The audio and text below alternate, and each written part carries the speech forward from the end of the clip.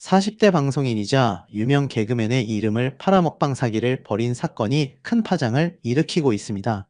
이 사건으로 징역 4년 6개월의 실형이 선고되면서 많은 이들에게 충격을 안겨주고 있는데요.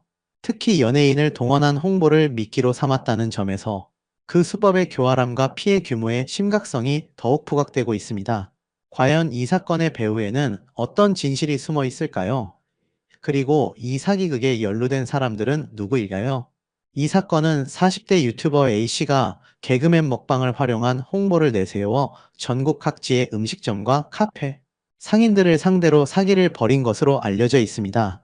A씨는 2021년 9월부터 2023년 8월까지 약 2년간 제주, 대구, 인천 등 전국을 돌며 100여 명에 달하는 상인들에게 접근했습니다. 피해 상인 한 명당 적게는 200만 원에서 많게는 4천만 원까지 총 3억 5,100만 원이라는 엄청난 금액을 가로챈 것으로 드러났습니다. A씨의 사기 수법은 매우 교묘했습니다. 그는 자신이 운영하는 유튜브 채널을 통해 가게를 홍보해주겠다고 상인들을 속였습니다.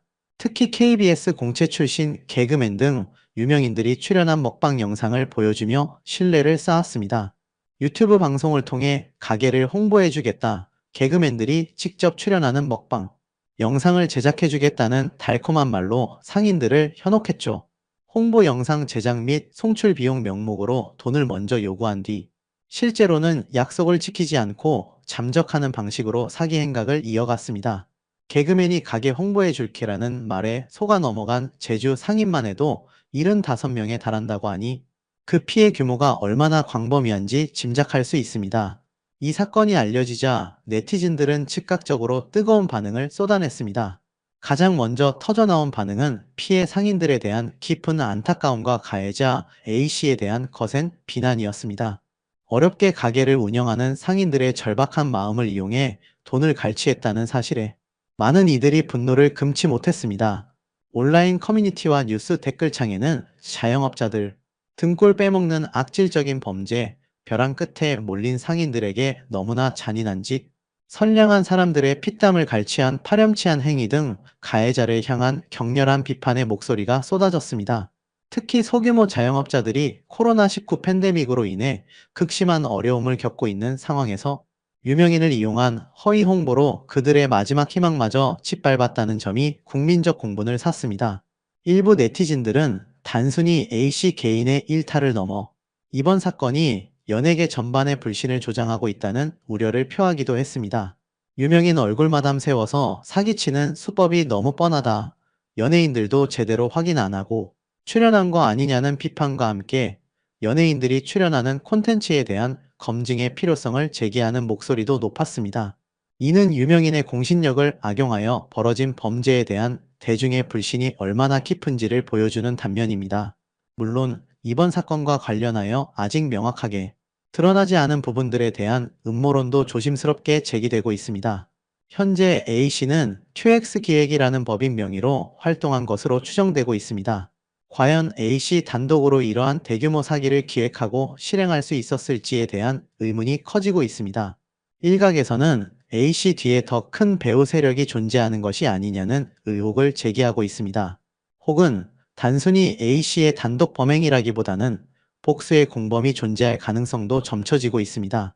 조직적으로 피해자들을 모집하고 거액의 자금을 유용하며 잠적하는 일련의 과정이 한 개인의 역량만으로 가능했을까 하는 합리적인 의심이 드는 것이죠. 특히 과거 유사한 사기 사건에서 조직적인 범죄 형태가 드러난 전례가 많기 때문에 이번 사건 역시 철저한 수사를 통해 모든 공범과 배후를 밝혀내야 한다는 요구가 빗발치고 있습니다. 또한 사건에 연루된 개그맨들에 대한 궁금증도 증폭되고 있습니다. A씨의 유튜브 채널에는 KBS 공채 출신, 개그맨을 비롯한 여러 유명인들이 출연하여 먹방 영상을 촬영한 것으로 알려져 있습니다.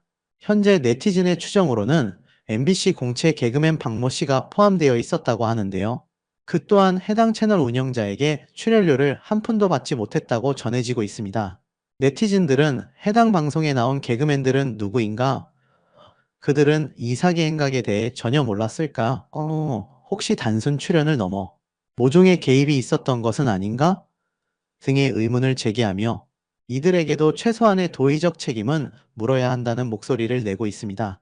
물론 현재로서는 개그맨들이 사기 범행에 직접적으로 가담했다는 증거는 없습니다. 하지만 A씨가 이들의 명성을 이용하여 사기를 벌였다는 점에서 연예인 이미지 관리와 출연 콘텐츠에 대한 주의가 더욱 필요하다는 점이 부각되고 있습니다.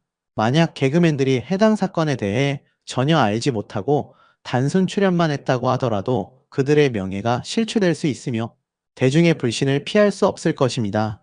이처럼 연예인들의 공적인 역할과 사회적 책임에 대한 논의도 활발하게 이루어지고 있습니다. A씨가 운영했던 것으로 추정되는 유튜브 채널은 어서와 제주는 처음이지? 라는 이름으로 알려져 있습니다. 이 채널은 현재 폐쇄된 상태이며 구독자는 2,400여 명 정도로 그리 많지 않았다고 합니다. 구독자 수가 적었음에도 불구하고 100여 명이 넘는 상인들을 상대로 3억 원이 넘는 사기를 쳤다는 사실은 A씨의 사기 수법이 얼마나 치밀하고 교활했는지를 방증합니다. 특히 제주는 처음이지? 라는 채널명에서 알 수 있듯이 제주 지역을 중심으로 사기 행각이 집중적으로 이루어졌음을 짐작할 수 있습니다. 관광지 특성상 유동 인구가 많고 새로운 홍보 채널에 대한 수요가 높다는 점을 A씨가 악용한 것으로 보입니다. 현재 이 채널이 폐쇄된 것은 A씨가 사기 행각 후 증거인멸을 시도했거나 수사 당국의 조치에 의한 것으로 추정됩니다. 폐쇄된 채널은 더 이상 접근이 불가능하지만 그 존재 자체만으로도 많은 상인들에게 상처를 남겼습니다. 사건의 현재 상황을 살펴보면 A씨는 사기 혐의로 구속 기소되어 1심에서 징역 4년 6개월을 선고받았습니다. 이는 법원이 A씨의 죄질을 매우 불량하게 판단하고 피해 규모의 심각성을 인정한 결과로 보입니다.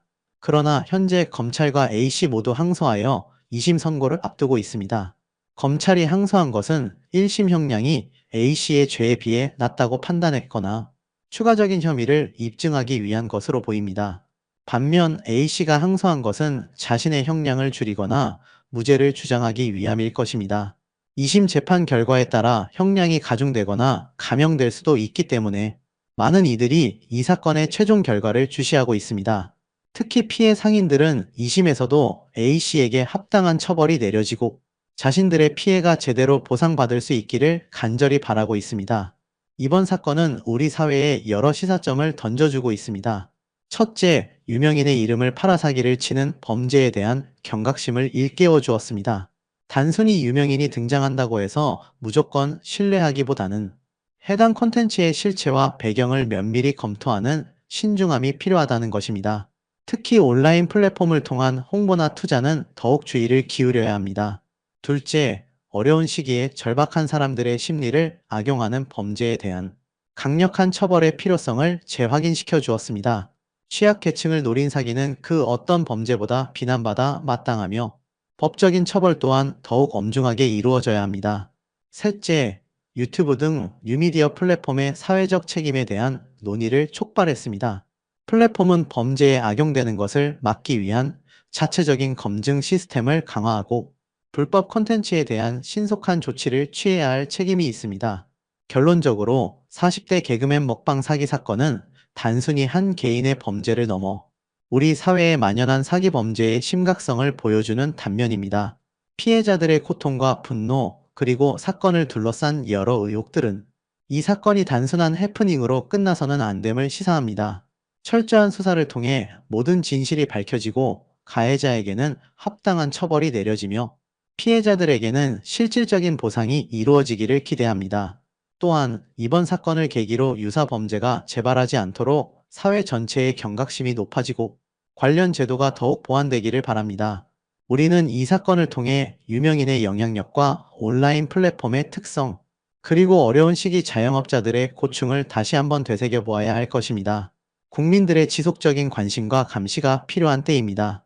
본 사건의 2심 결과와 추가적인 수사 진행 상황에 대해서는 계속해서 관심을 가지고 지켜보겠습니다.